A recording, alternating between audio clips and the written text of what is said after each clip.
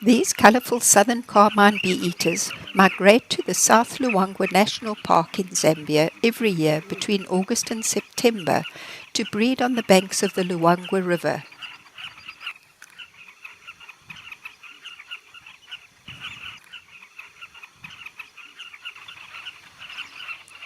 They tunnel a metre deep into the riverbank and lay from 3 to 5 eggs. Once the chicks hatch, it's a full-time job keeping them fed with bees and other flying insects.